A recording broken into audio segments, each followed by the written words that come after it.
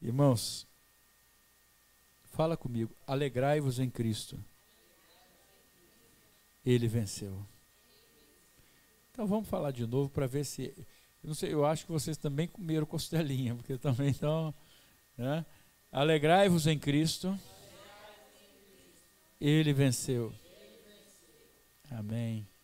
Abre a sua Bíblia no livro de João, Evangelho de João, capítulo 16, João 33. Diga, João 16, 33.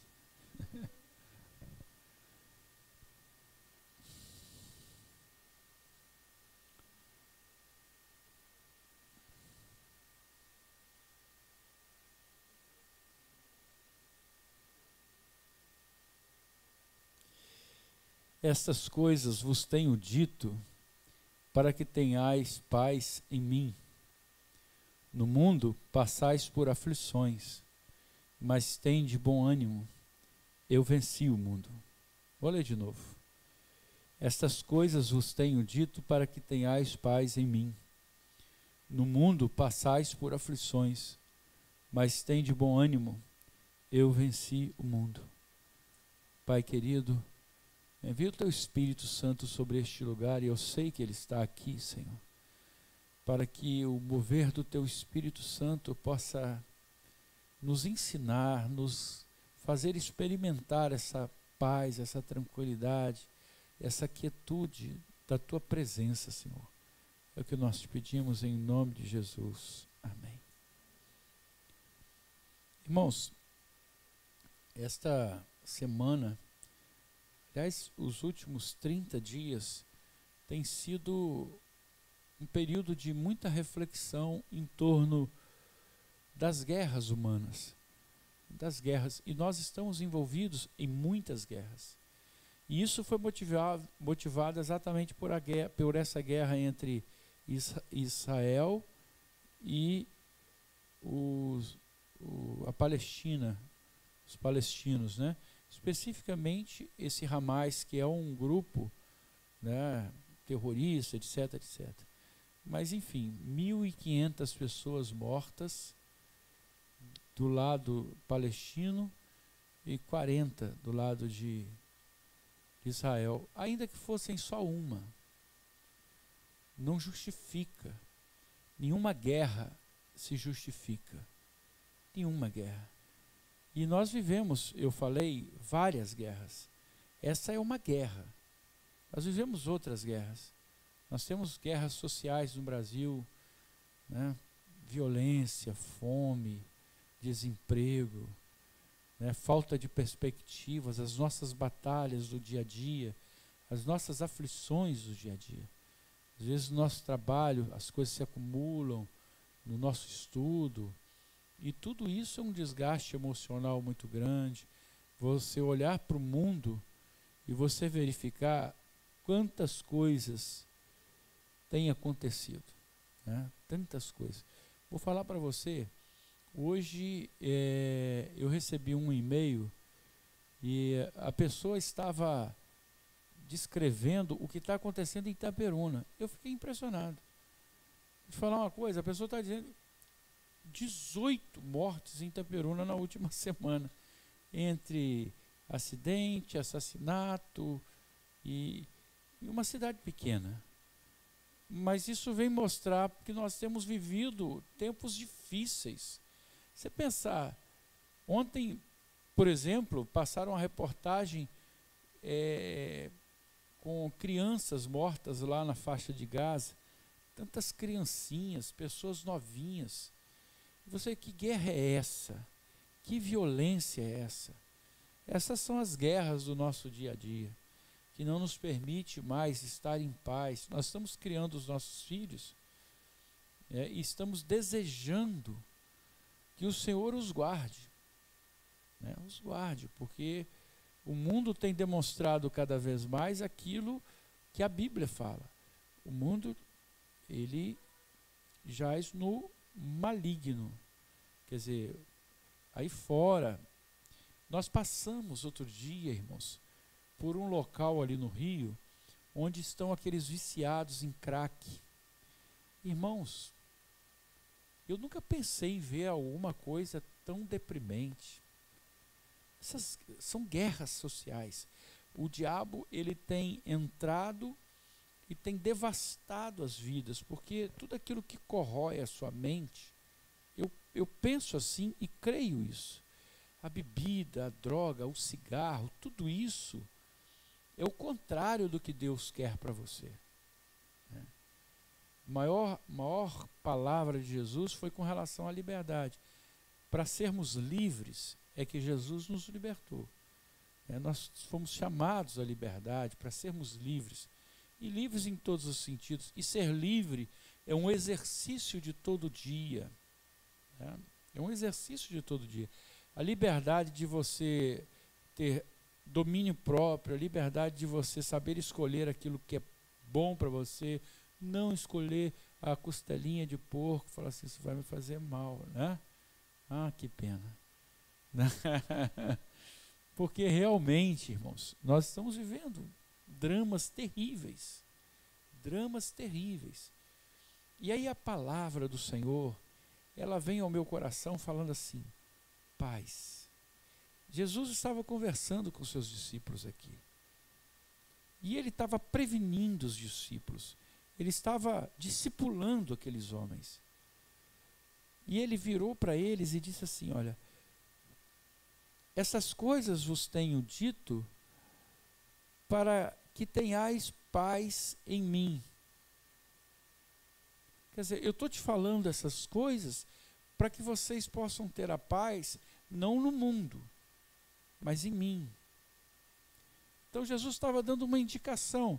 Olha, você pode ver o mundo, ver a violência, a dor, o sofrimento, mas você vai ter paz em mim. Eu sou o Senhor teu Deus, aquele que te cura, que te sara, que te dá paz, que te restitui a visão, que restitui a sua capacidade de ver. Ver é ler o mundo. Ver é ler o mundo. Saber ler o mundo é uma ciência divina. Você olhar e interpretar as coisas. Às vezes as pessoas não conseguem ver isso. Às vezes não, muitas vezes, né? Então, a gente quando pensa na palavra do Senhor, né?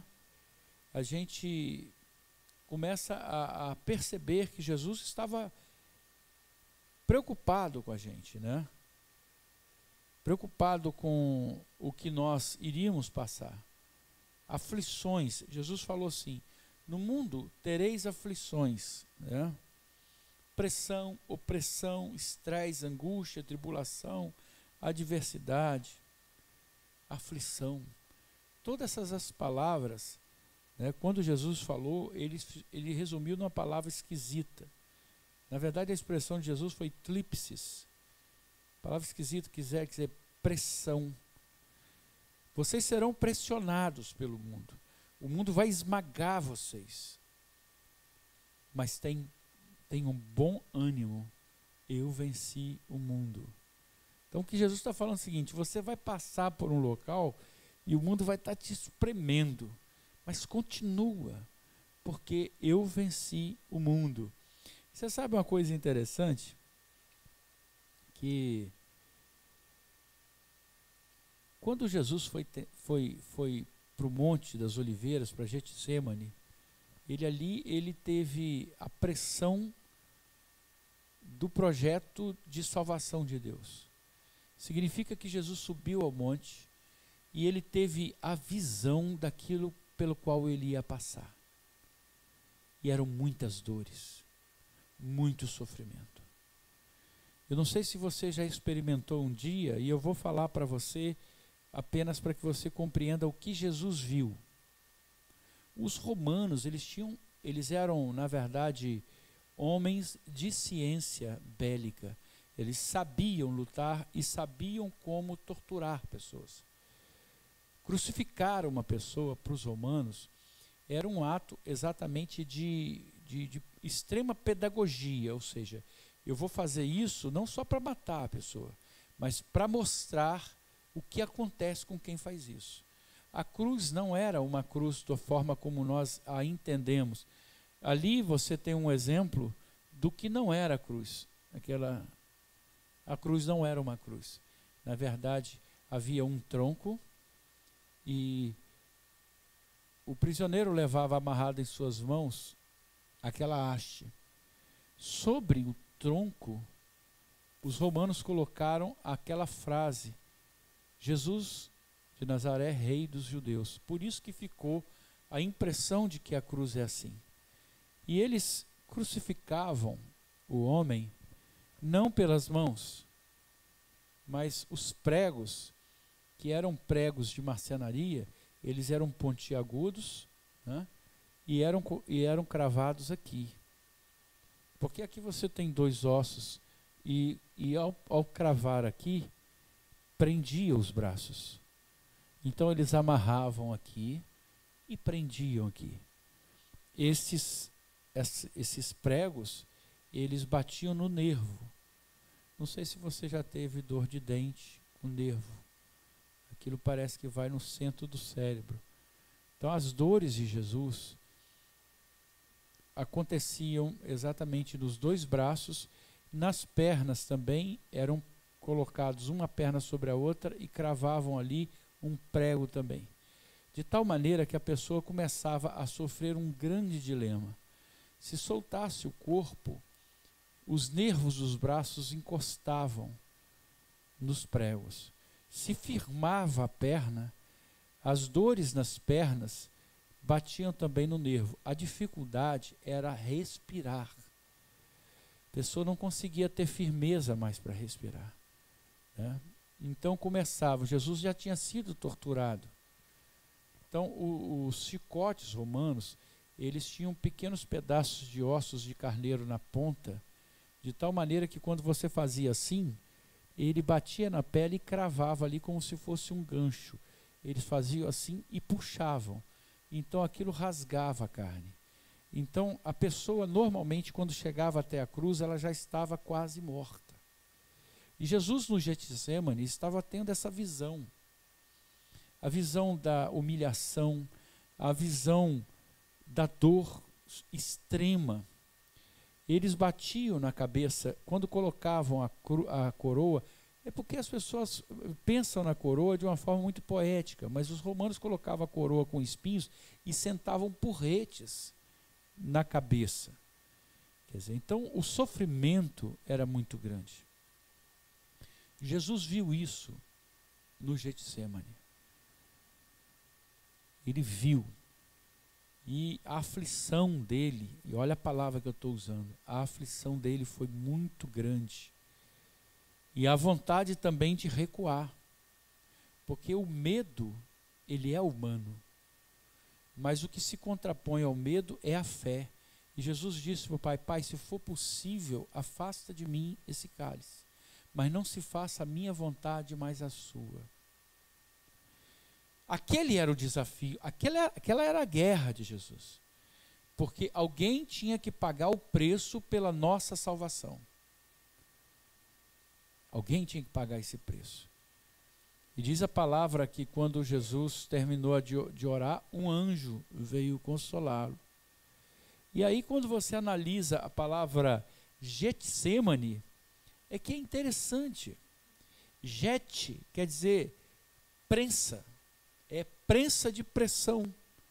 E semane é óleo, perfume, unção ou frutificação.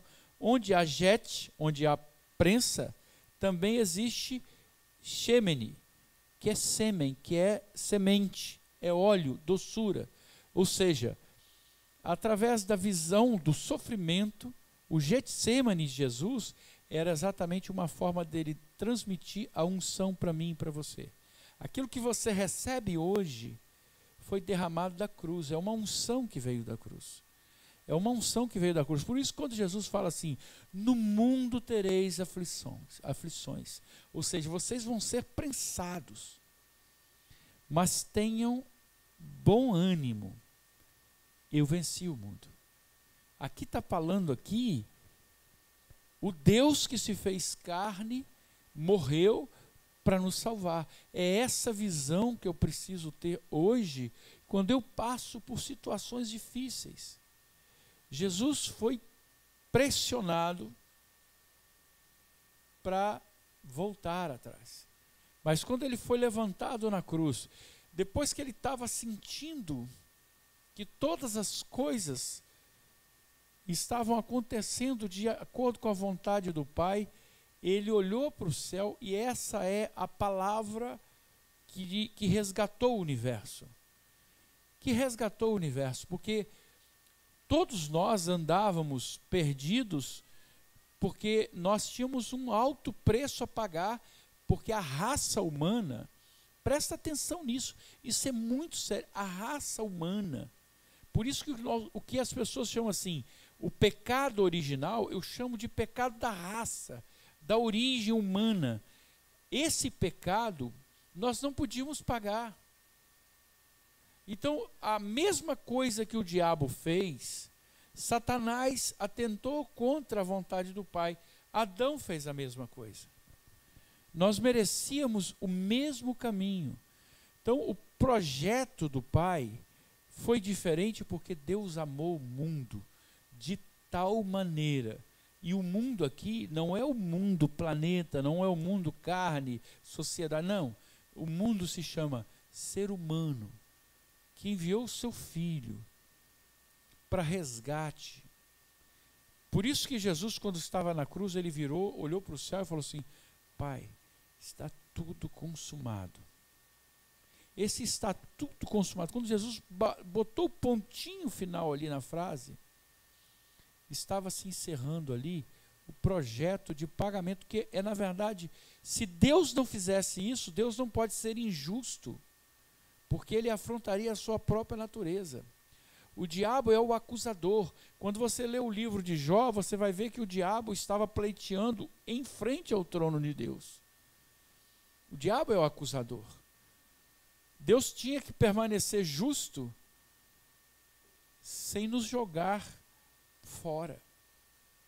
Porque a suprema vontade de Deus é que você volte ao jardim. E aí ele deu o seu filho. Quando o diabo, e isso aí é uma história fantástica, quando o diabo vê Jesus, o diabo, ele tenta matar Jesus. Ele tenta acabar com Jesus. Ele só não percebeu que era exatamente isso que Deus queria. Quando Jesus olhou para o céu e falou: está tudo consumado, eu imagino que no inferno, o diabo já deve ter feito assim: como eu não percebi? Porque foi exatamente ali que o pecado foi quitado ali na cruz. Por isso, quando eu falo assim, eu fui salvo por Jesus, eu às vezes não tenho compreensão disso. Eu às vezes não compreendo, porque me parece ser salvo de quê? Né? Se eu estou no mundo que Deus criou, eu vivo a vida que Deus me deu, salvo de quê? Exatamente da minha natureza, que estava compromissada com uma dívida que eu não podia pagar.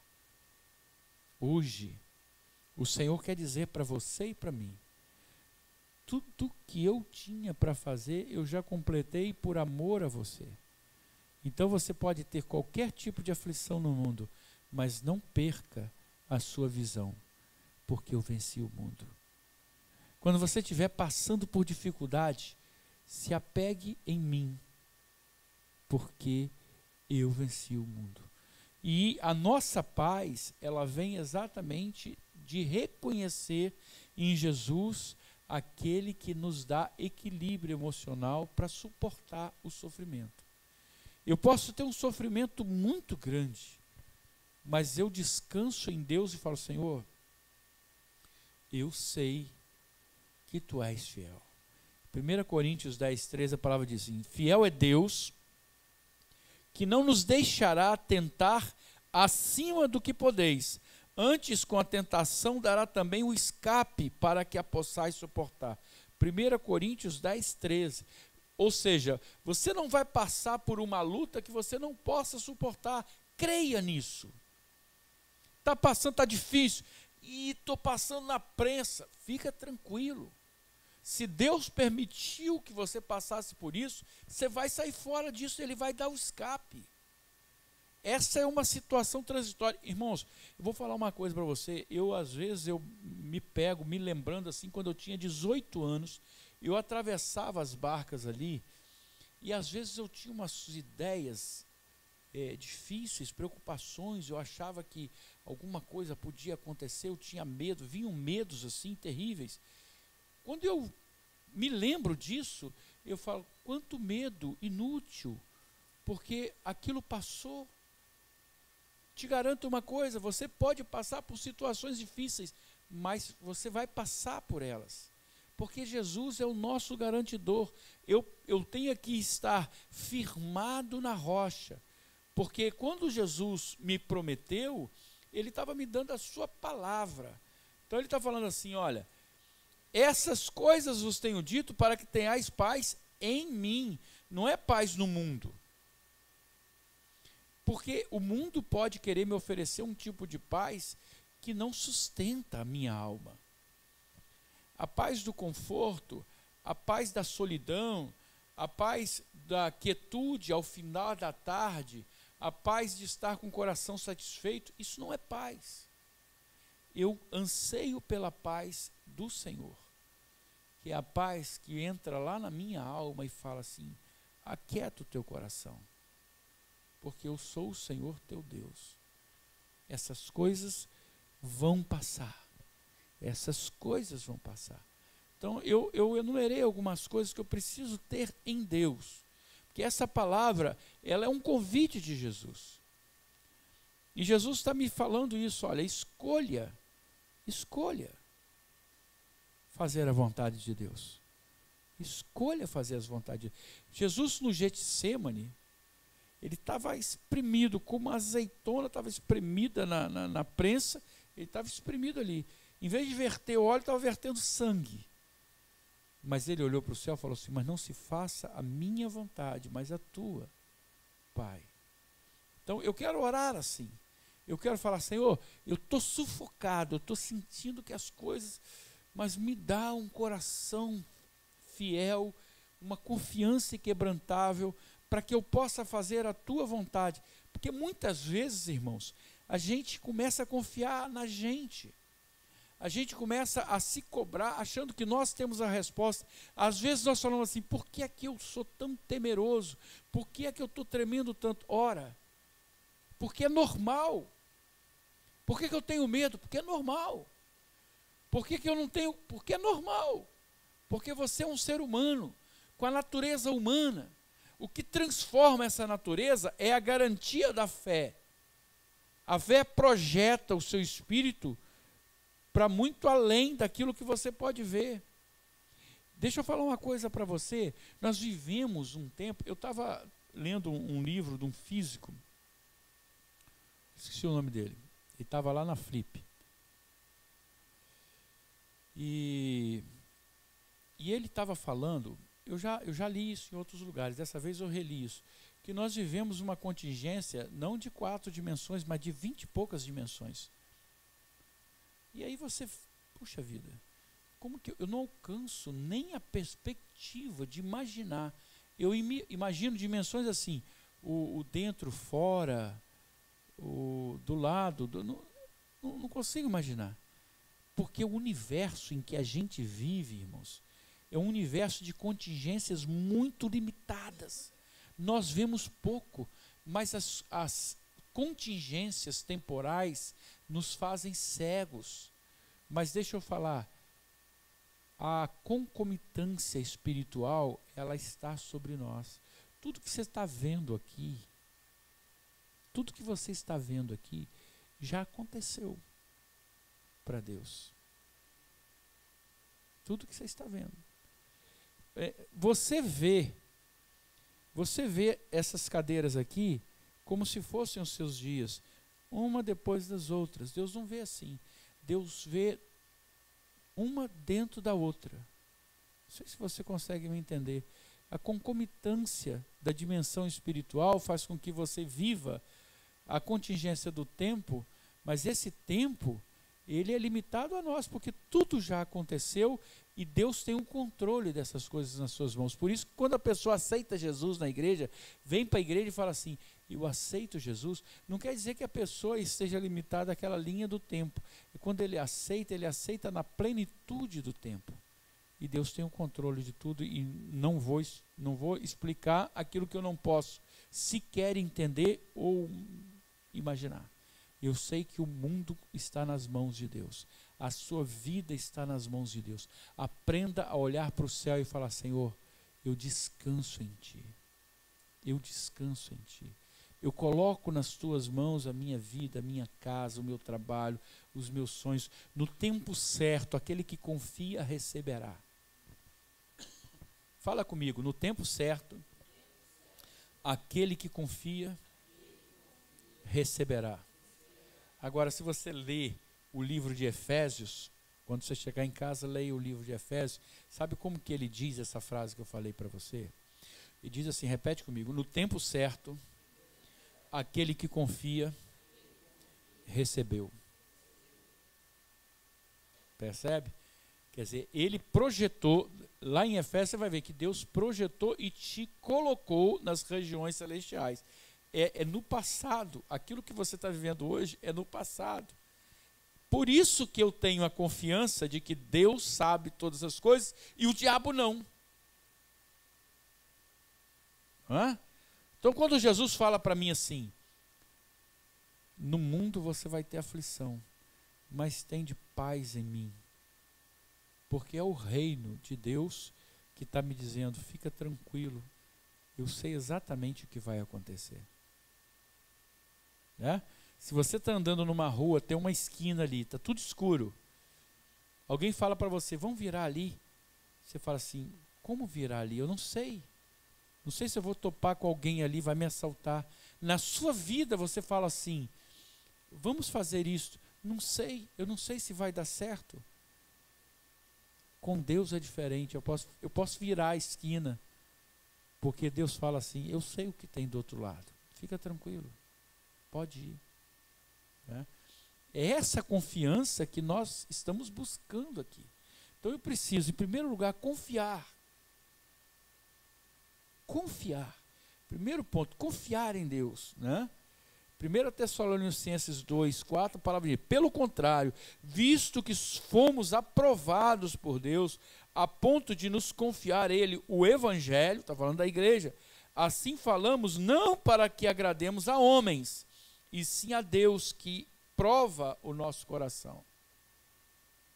Presta atenção, nós somos aprovados por Deus e não queremos agradar a homens, nós queremos agradar a Deus, em quem confiamos. Eu preciso confiar no Senhor. Preciso. Suportar. A palavra suportar, em segundo lugar, tem um sentido muito mais rico na palavra de Deus. Quando a gente fala assim, suporta fulano, o sentido nosso é de aguentar. De suportar no sentido de aguentar um cara que é chato. Mas a palavra usa suportar, é ser base, alicerce para alguém. Suportar é tentar segurar a vida de alguém. Terceiro, eu confio, suporto, porque obedeço. Eu preciso obedecer a Deus. E obedecer a Deus vai muito além de fazer aquilo que eu acho certo. Às vezes eu me desgasto fazendo aquilo que Deus quer. Nós somos privilegiados, irmãos. Você é um privilegiado, você tem em si a revelação da graça. Você tem em si a revelação de Jesus. Você faz parte da família da fé, queira você ou não, porque Deus te escolheu, não foi você que escolheu a Deus. Deus te escolheu, Deus te chamou. Agora, você tem que aceitar o convite. Obedecer significa isso. E quando Paulo escreve na primeira carta aos Timóteos, capítulo 4, versículo 1, ele escreve assim: ora, o Espírito afirma expressamente que nos últimos tempos alguns apostatarão da fé por obedecerem a espíritos enganadores e a ensinos de demônios. Irmãos, a palavra de Deus diz assim: há um só Espírito e um só Senhor. O que nós estamos vendo aí é que as pessoas estão deturpando a palavra de Deus, criando outros caminhos e desobedecendo ao que o Senhor está determinando. Eu terminei de ler agora a biografia do Allan Kardec, do Rivail, que é o nome dele. Irmãos, é de assustar. É de assustar. Porque você vê que é doutrina de demônios. Você vê o cara falando uma coisa que para você, porque nós temos a revelação. Não se esqueça nunca disso. O Espírito de Deus fala no teu coração. Vou te contar. Os espíritos, eles falam assim: eu sou João, eu sou Mateus, eu sou Lucas, eu sou Pedro. Os espíritos se manifestam e chegam ao ponto de enganarem. E não há a figura de Deus. Não há. Você lê aquilo de ponta cabeça, não vê falar de Deus. E essa palavra está dizendo aqui, e isso está envolvendo todas as coisas. Você pega aquela messiânica, igreja messiânica, é a mesma coisa. Doutrina de demônios, que tentam tirar você da obediência à palavra. Você é privilegiado porque você foi escolhido por Deus e Deus deu a você a revelação. Você é um vaso. Você sabe que quando o Espírito Santo fala com Ananias sobre Paulo, o Espírito Santo, Ananias ficou com medo. Falou: mas você está me mandando lá? Paulo é um perseguidor. Vá, porque eu preciso que ele seja cuidado, porque ele é um vaso escolhido. Você é um vaso escolhido por Deus. Você é um vaso escolhido.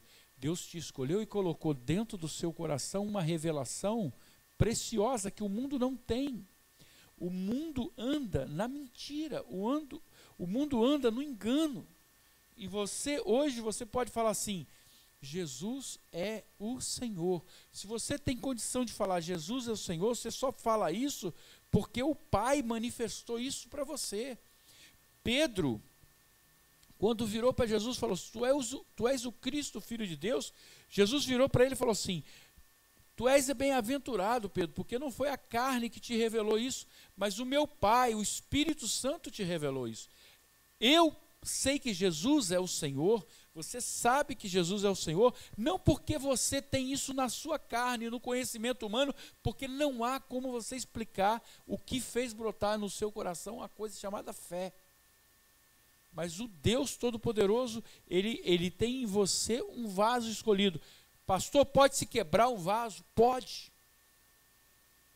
Eu conheço muita gente quebrando o vaso aí, deixando o óleo, a unção, a unção da revelação ir por água abaixo. Que revelação é essa? De que Jesus é o Senhor. E se Ele é o Senhor, eu preciso ter paz nele, porque é isso que a palavra diz. Tende paz em mim. É a paz de quem procura o Senhor e fala: Senhor, me ajuda. Eu tudo suportarei para caminhar contigo. Não abro mão de estar contigo. É a resistência ao combate da carne. Vou falar francamente para você, irmãos. Você acha que eu comi aquela costelinha por acaso? Não. Nada é por acaso. Estava lá a costelinha. Que coisa, a carne clamando pela costelinha, né? Aí a cabeça agora, não sei que biologia explica isso, está latejando, né? A garganta meio, né? Parece que eu estou com um coelho, guarda-chuva, parece que estou com um coelho vivo no estômago, né? Para quê? para me afastar da casa de Deus. Mas ele tentou contra um jumento, que só vê à frente e fala assim: Jesus, eu sou um jumentinho. A única coisa que eu quero na vida é carregar Jesus e entrar com Jesus em Jerusalém. Jesus, amém? Só isso. Então, porque eu tenho paz em Jesus. Eu com os meus pecados carregados, eu com uma mochila de pecado maior que a mochila do Rafael, né? Isso aí é perigoso hoje em dia, um cara quando chega com uma mochila desse tamanho, vê se não tem pedaço de gente aí dentro, né? Tem isso aí. Olhar e falar: Jesus, eu estou passando por aperto, por dificuldade, estou vivendo num mundo onde há perseguições, assassinatos, violência, bombas explodindo em outros países, insanidade das pessoas, emprego cobrando cada vez mais, dificuldade financeira, problema de saúde. Mas a paz que Jesus me dá é uma paz perene, que emana confiança. E eu só vou ter isso se no quarto item eu tiver compreensão. Compreensão. Eu só obedeço aquilo que eu compreendo. Eu preciso compreender, né? Irmãos, a gente só ama aquilo que faz sentido para a gente. A palavra de Deus tem que fazer sentido para você. O amor de Deus precisa fazer sentido para você. Porque aí você sai do seu comodismo, aí você sai da sua visão e vai até a visão do Pai. Eu sei que Deus está aqui. Eu sei que Deus está aqui. Deus está ministrando ao nosso coração para que você possa, de posse desse tesouro, perseverar. É muito difícil perseverar. Tiago 5, versículo 11, a palavra diz assim: eis que temos por felizes os que perseveraram firmes. Vou repetir. Eis que temos por felizes os que perseveraram firmes. Tendes ouvido da paciência de Jó e vistes que fim o Senhor lhe deu, porque o Senhor é cheio de terna misericórdia e compassivo. Por isso que nós precisamos perseverar. Por isso que nós precisamos ter confiança em Deus, inabalável, suportando todas as coisas, obedecendo a palavra de Deus, compreendendo por que Deus está permitindo isso e assim prosseguindo para o alvo, confiando. A palavra diz: para que tenhais paz em mim. Eu não sei se você consegue perceber aquilo que Jesus está falando. Jesus está falando para você o seguinte: olha, você vai ter muita dor, muito sofrimento, vai passar por apertos, dificuldades, tudo isso, porque o diabo, ele vai querer perseguir aqueles que são de Jesus. O diabo não persegue aqueles que já são dele. Preciso ter fé que o Senhor, ele traz a resposta.